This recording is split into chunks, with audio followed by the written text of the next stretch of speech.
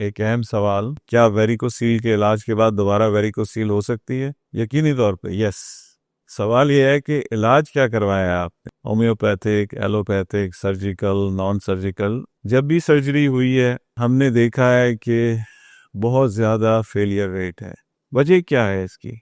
वजह ये है इन वेन्स की तादाद बहुत ज़्यादा होती है कि 18 से 21 रगें होती हैं। मैंने इससे ज़्यादा भी देखी हैं, 46, 45, 100 के लगभग भी देखी हैं। फिर सिर्फ यही रगें नहीं होती, इर्द गिर्द से भी इनको ब्रांचेस मिल रही होती हैं, रेट्रोपेरिटोनियम से, लंबार रीजन से। तो ये सोने पे सुहागा बन जाती हैं। आपने इलाज तो करा लिया लेकिन रिजल्ट नहीं मिल रहे, तो उसकी वजह क्या है? Failure rate. जबकि एम्बोलाइजेशन ट्रीटमेंट जो हम करते हैं 3D प्रिसिजन गाइडेड, ये न्यूरोलॉजिकल सर्जरी में इस्तेमाल किया जाता था तरीका इलाज। यानी ब्रेन में अगर एबनॉर्मल वेन्स बन गई हैं तो उनका इलाज हम करते हैं। हमें FDA ने अलाउ किया कि हम ये इलाज कर सकते हैं, तो ये वो टेक्निक हम एम्प्लॉय करते हैं कि हम इस सिलसिले में जो भी हम आपकी रहनुमाई कर सकते हैं हम ज़रूर करेंगे।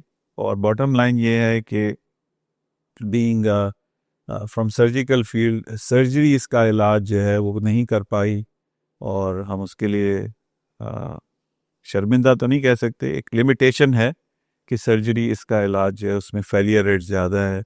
और जो न्यूरोलॉजिकल या न्यूरोसर्जिकल टेक्निक हम लेके आए हैं उसका सक्सेस रेट बहुत ज़्यादा है।